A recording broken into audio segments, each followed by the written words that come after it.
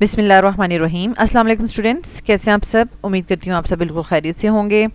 Rabbi इश्रह ली सदरी व यस्सिर ली अमरी वहलुल उक़दतम मिन लिसानी यफ़क़हू क़ौली। ऐ मेरे रब, मेरे लिए मेरा सीना कुशादा फरमा दे और मेरा काम आसान कर दे और मेरी ज़ुबान की गिरा खोल दे ताकि वो मेरी बात समझ सकें। आमीन। This is first year chemistry FBIC board exam preparation 2024। और स्टूडेंट्स, हम इस वीडियो में 2013 के सेकंड पेपर के ऑब्जेक्टिव्स को डिस्कस करेंगे कम्प्लीटली। ठीक है, साथ साथ आपको टिप्स एंड ट्रिक्स भी बताती हूँ जब आप ऑब्जेक्टिव कर रहे होते हैं, ताकि अगर आपको वैल्यूज़ चेंज करके दे दी जाएँ तो आप उसको बहुत अच्छे से अटैम्प्ट कर सकें। ठीक है, तो चलें स्टूडेंट स्टार्ट करते हैं। ये हमारे पास 2013 का सेकंड पेपर है। ठीक है, तो आपके पास टोटल 25 मिनट्स होते हैं 17 MCQs करने के लिए। तो कैलकुलेशंस भी आप कोशिश किया करेंगे कि शॉर्ट में किया करें। ठीक है, बहुत ज़्यादा डिटेल में अगर करते हैं तो वो उसमें थोड़ा टाइम लग जाता है। ठीक है, और अगर एक क्वेश्चन अटैम्प्ट करने में आपका 2 से 3 मिनट लग गए तो फिर आपके पास टाइम बहुत कम रह जाता है। ठीक है, तो चलिए स्टार्ट करते हैं। Question number 1, the volume occupied by the sample of carbon dioxide eight STP which contains 8 grams of oxygen, ठीक है, इज़। तो ये देखें सबसे आसान है। बेसिकली यहाँ पर उन्होंने स्टैंडर्ड टेम्परेचर एंड प्रेशर दिया हुआ है। तो स्टैंडर्ड टेम्परेचर एंड प्रेशर पे जो 1 मोल ऑफ एनी गैस है वो कितना ऑक्युपाई करता है, 22.414 DM3। ठीक है, इतना ही ऑक्युपाई करता है ना। ठीक है, यानी हम अगर देखें हमारे पास 1 mole at STP standard temperature and pressure, ठीक है, ऑफ एनी गैस वो ऑक्युपाई करेगा 22.414 DM3। ठीक है, तो इस रिलेशनशिप को हम यूज़ करेंगे। लेकिन सबसे पहले आप यहाँ पर देख लें कि यहाँ पर क्या कहा गया है कि आपके पास कार्बन डाइऑक्साइड का सैंपल है और उसमें 8 ग्राम ऑक्सीजन है। तो 8 ग्राम अगर ऑक्सीजन होगी तो कितना कार्बन डाइऑक्साइड का सैंपल होगा। ठीक है, ये चीज़ भी आपने पहले डिसाइड करनी है। वैसे आपको नॉर्मली अगर आपके पास CO2 का अगर आप सोचें कि 1 मोल है, मतलब CO2 के 1 मोल है, 1 मोल टोटल कितना होता है आपके पास 44 ग्राम्स होता है ना। तो उसके अंदर ऑक्सीजन कितना होता है 16 टू 32, मतलब 32 ग्राम्स अगर ऑक्सीजन होगी तो कार्बन डाइऑक्साइड सैंपल का वेट जो है वो 44 होगा। ये चीज़ आपको पता है। और अगर ऑक्सीजन कम है, 8 ग्राम्स ऑक्सीजन है, तो इसका मतलब है ऑब्वियसली हमारे पास कार्बन डाइऑक्साइड का सैंपल भी कम होगा। ठीक है, तो हम यहाँ पर ऑक्सीजन और कार्बन डाइऑक्साइड का कंपैरिजन कर सकते हैं। ठीक है, यानी 32 ग्राम ऑक्सीजन हमारे पास होती है अगर, तो कार्बन डाइऑक्साइड सैंपल का मास होता है 44 ग्राम्स। अगर 1 ग्राम होगा तो क्या होगा 44 डिवाइड बाय 32। ठीक है, और अब आपको क्वेश्चन में 8 ग्राम्स ऑक्सीजन बताई हुई है तो वो हो जाएगा 44 डिवाइड बाय 32 इंटू 8। तो ये हमारे पास आंसर आ जाता है 11 ग्राम्स। ठीक है, अब स्टूडेंट्स यहाँ पर हमारे पास ये 11 ग्राम्स कार्बन डाइऑक्साइड के ग्राम्स आ गए हैं। ठीक है, कार्बन डाइऑक्साइड का आप जल्दी से फाइंड आउट कर लें मोल्स। ठीक है, तो कार्बन डाइऑक्साइड के मोल्स कैसे फाइंड आउट करेंगे, 11 डिवाइड बाई 44 तो हमारे पास आ जाएगा 0.25 मोल्स। ठीक है, तो अब आप जो है वो इजीली जो है इसको कंपैरिजन कर सकते हैं कि 1 मोल जो है वो हमेशा कितना ऑक्युपाई करता है 22.414। तो 0.25 मोल्स कितना ऑक्युपाई करेंगे। ठीक है, इसको हम मल्टीप्लाई कर देंगे 0.25 मल्टीप्लाई बाय 22.414, तो आपके पास आंसर आ जाएगा 5.6035। ठीक है, DM3। तो हम देख लेते हैं कौन सा ऑप्शन जो है वो करेक्ट है हमारे पास, 5.6। ठीक है, तो ये बी ऑप्शन करेक्ट है आपके पास। ठीक है, नेक्स्ट हमारे पास है for drawing crystals which drying agent is not used in the desiccator. तो बेसिकली ये वाला चैप्टर आपके उसमें नहीं है एनालिटिकल टेक्निक्स का। ठीक है, अच्छा फिर हम आ जाते हैं क्वेश्चन नंबर 3 की तरफ। 8 grams each of oxygen and neon at 27 degree centigrade will have total kinetic energy in the ratio of, यानी अब इनकी काइनेटिक एनर्जी जो है उसकी क्या रेशियो होगी। ठीक है, तो सिंपल है कि अगर आपके पास जिस भी गैस की अमाउंट ज़्यादा है उसके मॉलिक्यूल्स ज़्यादा हैं और उनके पास ज़्यादा काइनेटिक एनर्जी है, तो बेसिकली यहाँ पर जब उन्होंने हमें 8 ग्राम्स दोनों का लेने का कहा तो उनकी जो एनर्जी होगी उसका भी आपस में वही रेशो होगा जो इनके मैसेज का रेशो है। ठीक है, तो इट मीन्स कि हमने मैसेज का रेशो फाइंड आउट करना है। Oxygen 8 grams of oxygen and 8 grams of neon का हमने सिंपल जो है वो रेशो फाइंड आउट कर लेना है।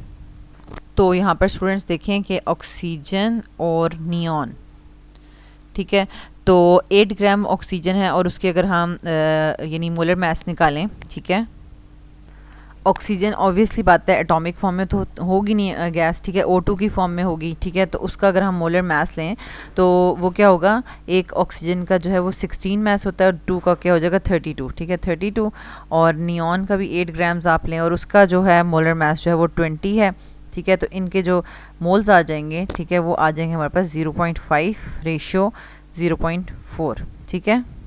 और अगर हम इसके रेशियो को ख़त्म करने के लिए दोनों तरफ जो है इनको 10 से मल्टीप्लाई कर दें, ठीक है, तो ये भी जो है वो आपके पास 50 बन जाएगा, ठीक है, और ये 40 बन जाएगा, और इसको अगर हम सिंप्लीफाई करें 10 के टेबल से तो 5:4 बन जाएगा, ठीक है। सो 5:4 हमारे पास डी ऑप्शन है, डी ऑप्शन करेक्ट है। Next question number 4, the permissible set of 4 quantum numbers for the electron in 3d orbital of iron is। ये बहुत ज़्यादा इंपॉर्टेंट है, बहुत ज़्यादा, इसके इस तरह के बहुत से क्वेश्चंस आपको मिलते रहते हैं पास्ट पेपर्स में भी, और स्टूडेंट्स इसमें मोस्टली मिस्टेक कर जाते हैं, ठीक है। 3d ऑर्बिटॉल का सारा सेट ऑफ क्वांटम नंबर आपने बताना है, जिसमें n principal quantum number, azimuthal quantum number, magnetic और स्पिन क्वांटम नंबर, ये सब बताना है, ठीक है, 3d का। तो स्टूडेंट स्टार्ट करते हैं। 3D है आपके पास, ठीक है, इससे आपको ये तो पता चल गया कि n क्या चीज़ है, ठीक है, इसका तो कोई है ही नहीं कि दूसरा ऑप्शन कुछ नहीं हो सकता, n जो है वो 3 ही है, ठीक है।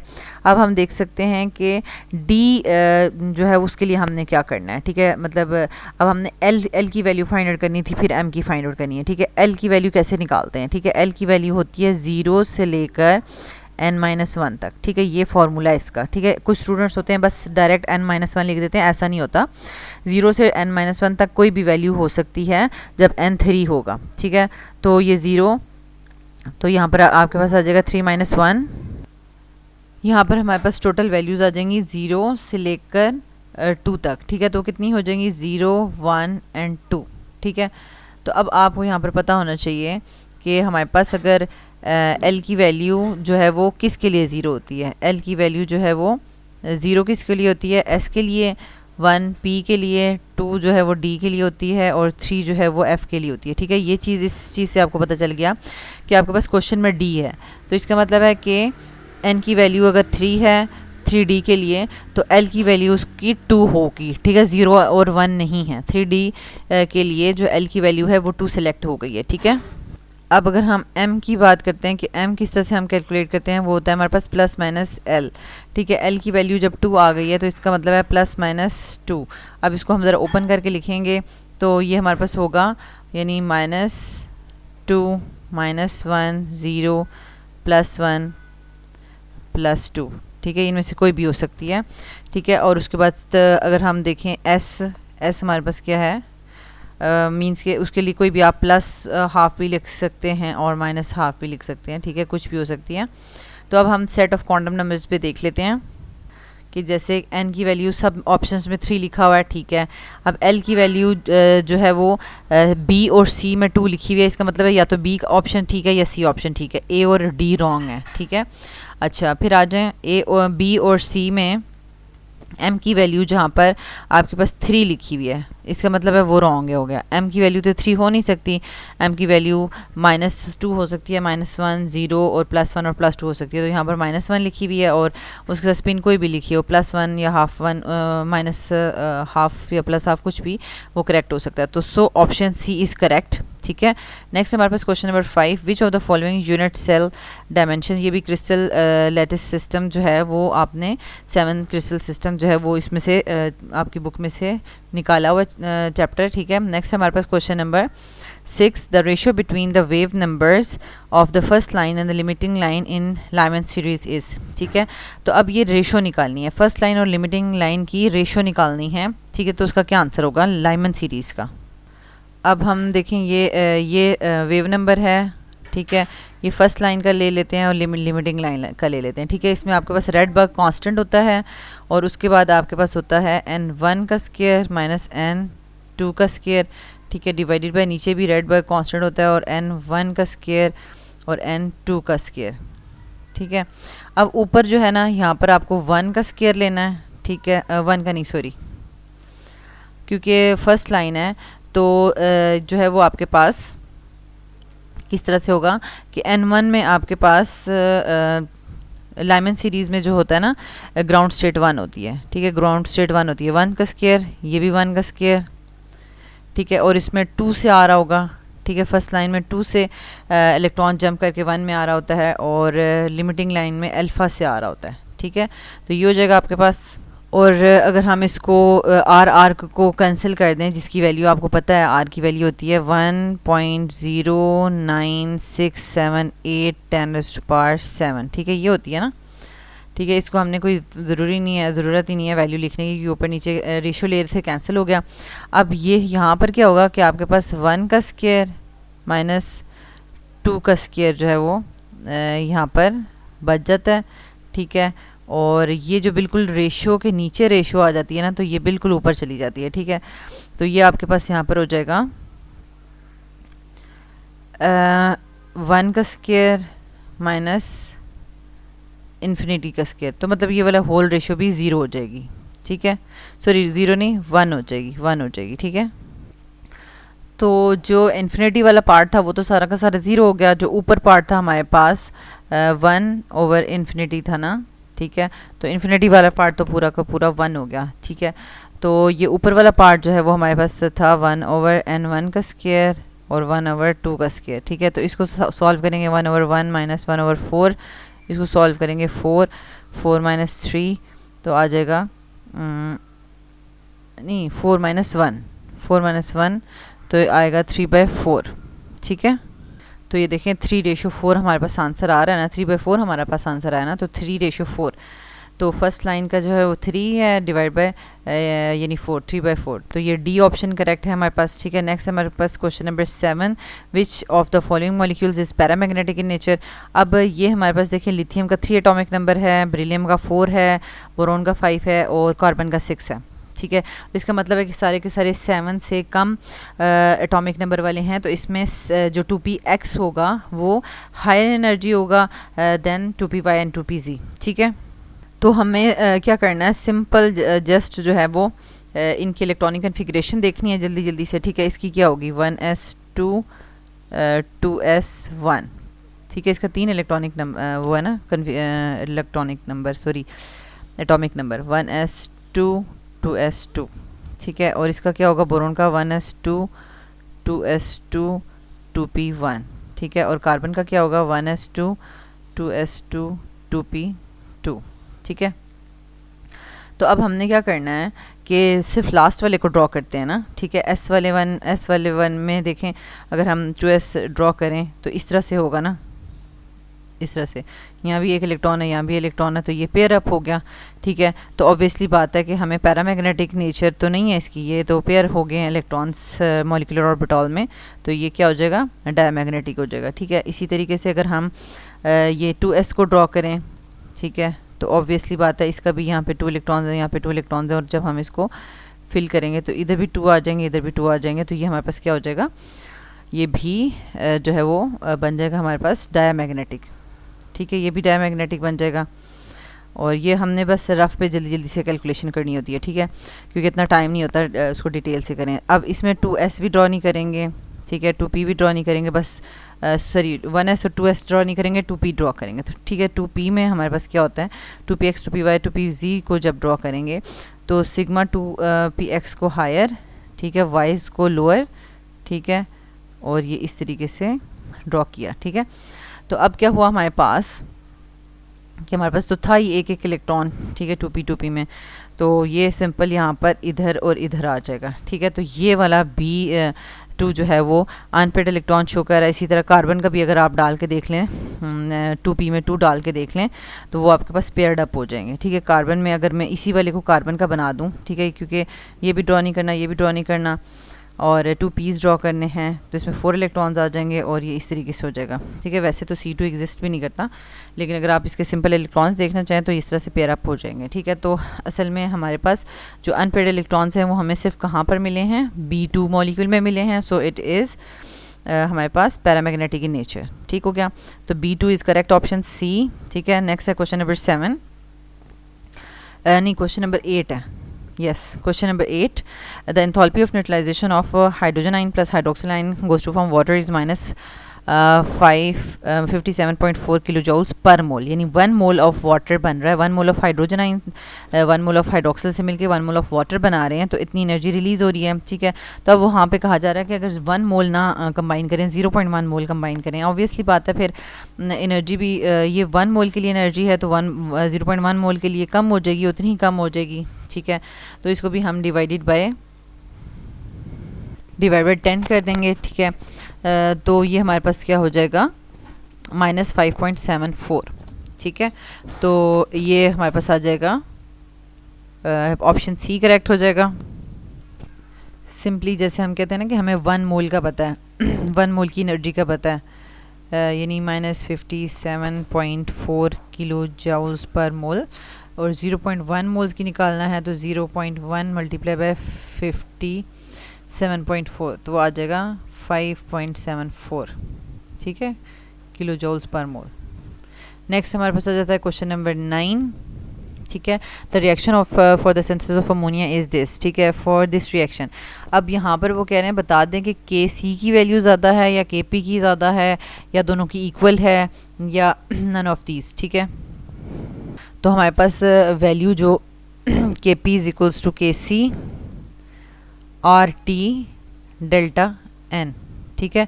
तो ये चीज़ हमारे पास है फार्मूला इन दोनों का रिलेशनशिप का, ठीक है। तो अगर हमारे पास number of moles of reactants and products जो हैं वो बराबर हो जाएं तो उनका जो डेल्टा एन आ जाता है वो 0 हो जाता है। तो मतलब ये पूरा का पूरा आर टी की पावर जब जो है वो 0 हो जाएगी तो ये वाला होल जो है वो 1 के इक्वल आ जाएगा। किसी की पावर जो है वो 0 हो जाए तो वो 1 के इक्वल हो जाता है, ठीक है। तो फिर हमारे पास Kp जो है वो Kc के इक्वल हो सकता है, ठीक है। अगर कोई ऐसी इक्वेशन दी होती जिसमें number of moles of reactants and products बराबर हैं तो फिर हमारे पास Kp इक्वल्स टू Kc होता है, लेकिन अभी चूँकि बराबर नहीं हैं तो हम देख लेते हैं कि किसके मोल ज़्यादा हैं और किसके कम हैं, ठीक है। उसके अकॉर्डिंगली फिर हम इसका बता सकते हैं। तो यहाँ पर हमें नज़र आ रहा है कि रिएक्टेंट्स के 4 हैं और प्रोडक्ट्स के 2 हैं। तो अगर हम डेल्टा एन फाइंड आउट करेंगे तो वो क्या आएगा हमारे पास, ठीक है। हम यहाँ पर डेल्टा एन फाइंड आउट करते हैं, product moles number of moles of products में से रिएक्टेंट्स माइनस करेंगे, ठीक है। तो -2 आ जाता है, ठीक है। तो अब हम यहाँ पर अगर Kc का वैल्यू जो है वो पुट करेंगे RT डेल्टा n की जगह -2 पुट करेंगे, ठीक है। और अब इसको पॉजिटिव करने के लिए हम इक्वेशन के नीचे ले जाते हैं, ठीक है। यानी Kc डिवाइडेड बाय RT और 2, अब पावर 2 हो गई है, ठीक है। तो इसका मतलब है कि कोई भी वैल्यू R की होगी उसको T यानी गिवन टेम्परेचर से मल्टीप्लाई किया जाएगा, फिर उनका स्क्वायर लिया जाएगा, ठीक है। तो अब क्या है कि Kp की वैल्यू और Kc की वैल्यू में क्या डिफरेंस है, यानी Kc की वैल्यू को जब किसी भी चीज़ से डिवाइड कर दिया जाएगा ऑब्वियसली बात है कि वो क्या हो जाएगी, स्मॉल हो जाएगी, ठीक है। यानी नॉर्मली Kp बताया जा रहा है कि Kp किसके इक्वल है, ठीक है। Kc को अगर डिवाइड कर दिया जाता है तो फिर Kp आता है, तो इसका मतलब है कि Kp की वैल्यू स्मॉल है।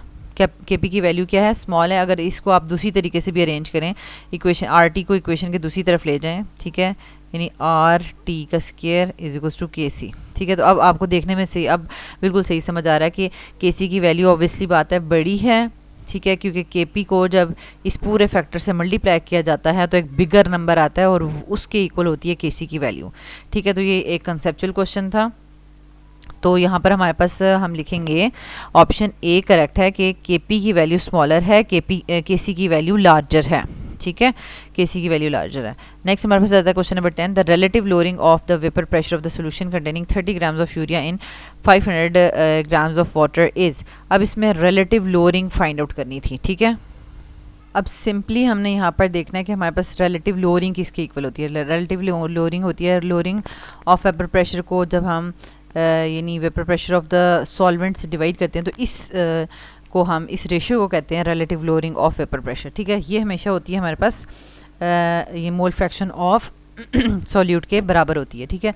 अब ये पूरा का पूरा हमने डेरिवेशन की हुई है और आपको भी आती है कि इसमें हम जब मोल फ्रैक्शन की वैल्यूज़ लगाते हैं, मोल फ्रैक्शन ऑफ सॉल्यूट कैसे होता है, number of moles of solute divide by number of moles of solvent plus number of moles of solute. और डाइल्यूट सॉल्यूशंस में हमें पता है कि सॉल्यूट की अमाउंट बहुत ज़्यादा कम होती है, इसलिए इसको हम डिनोमिनेटर में से ओमिट कर देते हैं और number of moles of solute divide by number of moles of solvent हम कर देते हैं। तो इसमें हम वही बात है कि अगर हम मोल्स की वैल्यूज़ ओपन करें कि हमारे पास यहाँ पर क्या आता है, मास ऑफ सॉल्यूट होता है ना, सॉल्यूट उसको हम डिवाइड करते हैं मोलर मास ऑफ सॉल्यूट से, divided by mass of solvent होता है हमारे पास, ठीक है, और उसको हम डिवाइड करते हैं molar mass of the solvent से, ठीक है। तो इस रेशो को जब हम अरेंज करते हैं तो हमारे पास कुछ इस तरह की सिचुएशन आती है, mass of solute divided by molar mass of the solute, और यहाँ पर जब हम इस डिवाइडेड बाय नीचे जो है हमारे पास सॉल्वेंट का था मोल्स, सॉल्वेंट के मोल्स का जो है mass divided by molar mass होता है ना, तो ये जो है वो बिल्कुल ऊपर चला जाएगा m1, ठीक है। तो दैट्स वाई ये हमारे पास आ गया है। इसमें सारी वैल्यूज़ पुट कर लेते हैं तो हमारे पास जो है वो आंसर आ जाएगा। यहाँ पर आप देख सकते हैं 30 gram urea 500 gram of water में है, ठीक है, 30 ग्राम यूरिया। तो हमारे पास ये 30 ग्राम यूरिया हो गया और 500 ग्राम्स ऑफ वाटर में है, तो वाटर का मोलर मास 18 है और यूरिया का मोलर मास जो है वो 60 है। तो इस पूरे का आंसर हमारे पास आ जाएगा 0.018, ठीक है। तो अब देखते हैं कि 0.018 या 0.0177 ये सबसे करीबी है, ठीक है। तो 0.018 यानी डी ऑप्शन करेक्ट है, ठीक है। नेक्स्ट है question number 11, hydrolysis of which ion pair gives the alkaline solution. अब अल्कलाइन सॉल्यूशन कैसे होता है, ठीक है। ऑब्वियसली बात है कि अल्कलाइन सॉल्यूशन तब होगा जब, यानी अल्कलाइन सॉल्यूशन में हमारे पास क्या होना चाहिए, OH बनना चाहिए ना, ठीक है, और साथ यहाँ पर कोई ना कोई सॉल्ट बन जाएगा, ठीक है। तो ये कैसे बना होगा, मीन्स के OH के साथ किसी ने कंबाइन किया ना, OH के साथ कौन कंबाइन करता है, वाटर के साथ जब रिएक्शन हो रहा हो तो ऑब्वियसली बात है बेस होगी, बेस ने वाटर में से प्रोटॉन एक्सेप्ट किया होगा ना। तो यहाँ पर यह है कि स्ट्रॉन्ग कॉन्जुगेट बेसिस अगर होंगी वो प्रोटॉन के साथ एक्सेप्ट करके, ठीक है, तो यहाँ पर सॉल्ट्स बना देंगी और साथ जो है सिस्टम में हमें हाइड्रोक्सिल नज़र आने लग जाएगा, ठीक है। यानी बेसिक सोल्यूशन के लिए स्ट्रॉन्ग कॉन्जुगेट बेस ने वाटर के साथ रिएक्ट किया, ठीक है, प्रोटॉन एक्सेप्ट कर लिया और OH जो है वो हमें सिस्टम में नज़र आएगा। तो स्ट्रॉन्ग कॉन्जुगेट बेस आती कहाँ से है, ठीक है, स्ट्रॉन्ग कॉन्जुगेट बेस जो है वो वीक एसिड से आती है, ठीक है। तो वीक एसिड से आएगी। तो अब हम देख लेते हैं कि यहाँ पर वीक एसिड्स कौन से हैं। अब देखें जो नाइट्रिक एसिड है, हाइड्रोक्लोरिक एसिड यानी हाइड्रोक्लोरिक एसिड है, सल्फ्यूरिक एसिड है या HClO3 है, परक्लोरिक एसिड या परक्लोरेट, ये सब के सब स्ट्रॉन्ग एसिड्स हैं। तो वीक एसिड्स हमारे पास ये है बी में जो पेयर है ना, H2S और H2CO3, यानी H2S जो है वो हमारे पास जो है वो स्ट्रॉन्ग वीक बेस है, ठीक है, और एक कार्बोनिक एसिड H2CO3 जो है वो वीक हमारे पास वीक एसिड है। H2S भी वीक एसिड है और H2CO3 भी वीक एसिड है। और वीक एसिड से बनने वाली ये जो है हमारे पास कॉन्जुगेट बेसिस, ये स्ट्रॉन्ग कॉन्जुगेट बेसिस हैं और ये स्ट्रॉन्ग कॉन्जुगेट बेसिस वाटर के साथ रिएक्ट करेंगी और बेसिक सोल्यूशन बनाएंगी। तो option B is correct. Next हमारे पास आ जाएगा क्वेश्चन नंबर 12, ठीक है, the standard reduction potentials of some substances are given. अब ये देखें कितना जर्नल सा क्वेश्चन है, कोई आपको मेटल नहीं दी हुई, कुछ नहीं दिया हुआ, X Y Z कर दिया इन्होंने, ठीक है। ये देखें ये X है, X +1 से X में जा रहा है, ये सब की रिडक्शन पोटेंशियल्स हैं। W प्लस से W में जा रहा है, Z प्लस से Z में जा रहा है, Y प्लस से Y में जा रहा है, ठीक है। ये सब की रिडक्शन पोटेंशियल्स गिवन है, ठीक है। तो अब आपसे क्या कहा हुआ है, which of the above elements is the strongest oxidising agent. अब स्ट्रॉन्गेस्ट ऑक्सीडाइजिंग एजेंट वो होगा जो खुद बहुत अच्छे से रिड्यूस हो रहा होगा, ठीक है, खुद उसकी रिडक्शन हो रही है, तो वो बेस्ट ऑक्सीडाइजिंग एजेंट काम करेगा। तो किसकी रिडक्शन हो रही है, फिर पहले हम ये देखेंगे किसकी रिडक्शन हो रही है, ठीक है। ऑब्वियसली बात है कि जो रिडक्शन पोटेंशियल्स गिवन है, जिसकी सबसे ज़्यादा वैल्यू है उसकी रिडक्शन हो रही है। अब ये देखें ये भी माइनस में है, -2 और ये 2 है और ये -0 है और ये है हमारे पास 0.5 to 1, ठीक है। ये पॉजिटिव में है और ये भी पॉजिटिव में है, W और Z पॉजिटिव में है, लेकिन Z की सबसे ज़्यादा रिडक्शन पोटेंशियल है, ठीक है। तो इसका मतलब है कि रिडक्शन पोटेंशियल जिसकी ज़्यादा है Z की, तो वो खुद रिडक्शन शो करेगा और गुड ऑक्सीडाइजिंग एजेंट होगा, ठीक है। तो ऑप्शन सी करेक्ट है हमारे पास। नेक्स्ट है क्वेश्चन नंबर 13, दी हाफ लाइफ। अच्छा, हाफ लाइफ वाला क्वेश्चन भी आपके बुक में से निकल गया है। क्वेश्चन नंबर है 14, ठीक है। ये भी बेसिकली ये जो एनर्जी यूनिट के तौर पे यूज़ हो रहा है और जो जर्नल गैस कांस्टेंट है, ये भी आपकी बुक में एक्सप्लेन नहीं हुआ, ठीक है। लेकिन ये है कि हमारे पास इसकी पूरी कैलकुलेशन है लेकिन आपकी बुक में है नहीं, तो इस वजह से इसको हम नहीं करेंगे, और इसकी जो क्लोजेस्ट वैल्यू है वो 22.2 बन रही है। ठीक है, नेक्स्ट हमारे पास है question number 15, the maximum number of unpaired electrons is present in. अब अगेन यहाँ पर एमओटी में आपने जल्दी जल्दी से वैल्यूज़ पुट करनी है। ये एटॉमिक नंबर 8 है ऑक्सीजन का, तो इसमें आपने नॉर्मल पी ऑर्बिटल्स ड्रॉ करने हैं जिसमें 2px लोअर होगा और 2py और 2pz हायर होंगे। ठीक है, मीन्स के आपने 2s और 1s और 2s ड्रॉ नहीं करना, सिर्फ 2p's ड्रॉ करने हैं। ठीक है, 1 2 3 1 2 3। ठीक है, तो नॉर्मल कैसे ड्रॉ करते हैं, 2px जो है वो हाई एनर्जी होता है और 2py और 2pz लोअर एनर्जी होते हैं। ऊपर तो आपको पता है हमेशा y लोअर और जो है वो 2px हायर में ही होता है हमेशा। ठीक है, ये इसी तरीके से होता है। तो अब बारी बारी जो है आप जल्दी से इसमें वैल्यूज़ पुट करके देख सकते हैं। जैसे कि सबसे पहले O2+2 है। ठीक है, O2+2 का क्या मतलब है? ठीक है, O2+2 का मतलब है कि O2+2 का मतलब है कि एक ऑक्सीजन में से भी एक इलेक्ट्रॉन निकल गया है, दूसरे ऑक्सीजन में से भी एक इलेक्ट्रॉन निकल गया। तो वैसे नॉर्मली इन दोनों इनमें कितने 8 इलेक्ट्रॉन्स होते हैं, अब 7 इलेक्ट्रॉन्स हैं।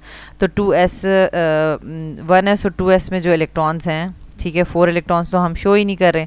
ठीक है, ये किसी में भी शो नहीं कर रहे, ड्रॉ नहीं कर रहे, हम सिर्फ p वाले ड्रॉ कर रहे हैं। तो p में कितने इलेक्ट्रॉन्स होंगे, अब इसमें 3 इलेक्ट्रॉन्स होंगे। ठीक है, अब p में सिर्फ 3 इलेक्ट्रॉन्स हैं, तो वो आप किस तरह से ड्रॉ करेंगे, इस तरीके से हमारे पास होंगे ये 1 2 3 1 2 3 6 हैं। तो 1 2 पहले अनपेयर्ड रखेंगे। ठीक है, फिर 3 4 फिर 5 और 6। या अब ये देखें O2+2 में सारे के सारे पेयर्ड हो गए इलेक्ट्रॉन्स। ठीक है, आपने बताना है कि किस वाले मॉलिक्यूल में जो है वो ज़्यादा से ज़्यादा अनपेयर्ड इलेक्ट्रॉन्स हैं। इसमें तो कोई भी अनपेयर्ड नहीं है। ठीक है, अब नेक्स्ट वाले हम देख लेते हैं O2-2। ठीक है, O2-2 की क्या सिचुएशन होती है हमारे पास, अगर हम यहाँ पर -2 देखें कि एक एक इलेक्ट्रॉन और आ गया। ठीक है, अब एक एक इलेक्ट्रॉन और आ गया -2 में। ठीक है, तो उसमें हमारे पास क्या हो जाएगा,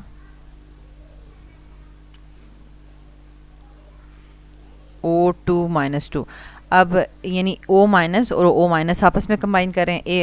हर ऑक्सीजन के पास 8 इलेक्ट्रॉन होते हैं। अब एक एक इलेक्ट्रॉन उन्होंने ज़्यादा ले लिया है, 9 इलेक्ट्रॉन्स है। 9 में से 1s2 वाले और 2s2 वाले इलेक्ट्रॉन्स हम शो नहीं कर रहे, तो 9 में से 4 इलेक्ट्रॉन्स हम नहीं शो कर रहे, तो टोटल 5 इलेक्ट्रॉन्स हम शो करेंगे। ठीक है, तो 5 में से देखें हमने वैसे ये 3 वाला तो ऑलरेडी ड्रॉ किया हुआ है, 4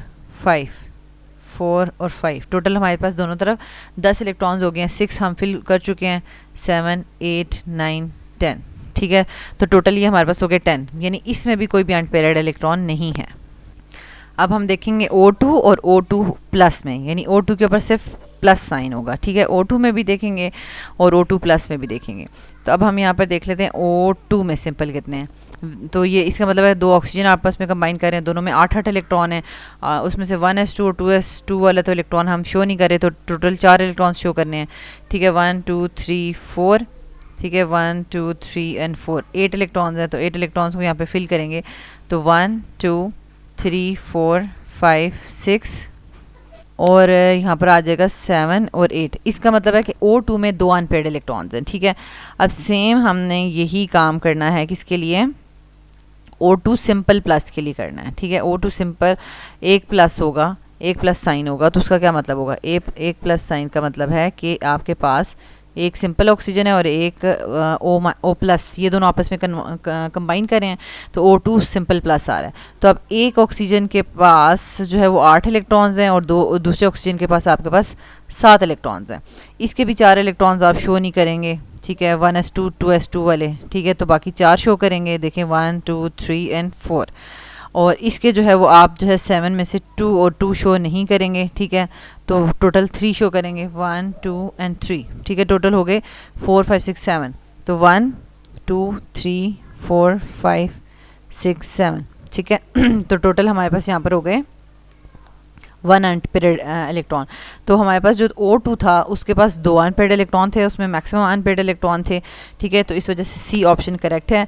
नेक्स्ट है second last question, question number 16, Kb for the water is this, the boiling point for 2 molar AlCl3 solution is। अब स्टूडेंट्स यहाँ पर आपने ये देखना है कि आपको जो दिया हुआ सॉल्यूट, तो क्या वो non volatile non electrolyte solute है। अगर मींस के वो आइंस में तो नहीं कन्वर्ट होगा जब हम उसको सोल्यूशन में डालेंगे। तो अगर आइंस में कन्वर्ट होगा तो आपने आइंस नंबर ऑफ़ आइंस भी उस फार्मूला में डालने होंगे, ठीक है। और अगर आइंस में कन्वर्ट नहीं होगा तो आपने सिंपल जो है वो हमारे पास फार्मूला है delta T B is equal to K B into M, इससे आपने इसको सॉल्व करना है। तो अगर हम देखें कि हमने boiling point of the solution जो फाइंड आउट करना होता है ना, तो यानी सिंपल सॉल्वेंट का T1 होता है, सोल्यूशन का T2 होता है। तो ये फाइंड आउट करना हो तो वो हमारे पास होता है delta T B plus T1, ठीक है। तो अब बॉइलिंग पॉइंट हमें पता है वाटर का 100 होता है, इसका मतलब है डेल्टा टी बी हम फाइंड आउट करेंगे और वो यहाँ पुट करेंगे तो हमारे पास आंसर आ जाएगा। तो अब डेल्टा टी बी कैसे फाइंड आउट होता है, delta T B is equals to K B into M, ठीक है। तो ये तो उसके लिए है कि हमारे पास नॉन इलेक्ट्रोलाइट सॉल्यूट हो, मींस के आइंस में वो कन्वर्ट नहीं हो रहा। लेकिन अगर कोई ऐसा है जो आइंस में कन्वर्ट हो रहा है तो उसमें हमें नंबर ऑफ़ आइंस की भी अमाउंट लगानी पड़ती है, ठीक है। तो के बी की वैल्यू है 0.52 और 2 मोलल सोल्यूशन है, और AlCl3 जो है वो AlCl3 जो है वो आगे एल्यूमिनियम आइंस और प्लस 3 क्लोराइड आइंस में कन्वर्ट होता है, मींस के टोटल 4 आइंस भी बनाता है, ठीक है। तो फिर हम इसका जो है आंसर फाइंड आउट कर लेंगे। तो ये हमारे पास आंसर आ जाएगा 4.16। तो ये 4.16 करेंगे तो 104.16, ठीक है, डिग्री सेंटीग्रेड। तो ये देखिए ऑप्शन डी करेक्ट है। एंड लास्ट क्वेश्चन है हमारे पास, in hexagonal close packing coordination number of central atom is. तो ये बेसिकली कोऑर्डिनेशन नंबर्स आपको क्लोज पैकिंग के नहीं बताए हुए, लेकिन दोनों के क्लोज हेक्सागोनल क्लोज पैकिंग हो या क्यूबिक क्लोज पैकिंग हो तो वो कितने number of atoms neighbouring atoms के साथ डायरेक्टली अटैच होते हैं, वही उसका कोऑर्डिनेशन नंबर होता है। तो इसमें अगर आप इसका क्लोज पैकिंग का मॉडल देखेंगे तो इसका आंसर है 12, ठीक है। यानी हेक्सागोनल क्लोज पैकिंग में भी जो सेंट्रल एटम होता है वो सराउंडिंग के जो है वो टॉप बॉटम और राइट लेफ्ट सारे जो है उसके 12 एटम्स होते हैं नेक्स्ट, ठीक है। तो क्यूबिक क्लोज पैकिंग का भी यही कोऑर्डिनेशन नंबर है 12, ठीक है। तो स्टूडेंट्स यहाँ तक हमने 2013 का सेकंड पेपर जो है वो कम्प्लीटली डिस्कस कर लिया है। अब ये देखें जब आपको सारी चीज़ें आ रही होंगी ना तो आप रफ़ वर्क में जल्दी जल्दी से करेंगे तो वो आप इजीली सॉल्व कर सकते हैं, ठीक है। अभी लेकिन थोड़ा सा एक्सप्लेन करने में आपको हर चीज़ पूरी पूरी ड्रॉ करके बतानी पड़ी, तो इस वजह से देखें टाइम थोड़ा ज़्यादा लग गया, लेकिन 25 मिनट्स में आप इसको जो है वो जल्दी से सॉल्व कर लेंगे, ठीक है। Thank you so much students for watching this video. अल्लाह ताला आपको बहुत आसानी अता फरमाए और आसानी तकसीम करने का शर्फ अता फरमाए, आमीन।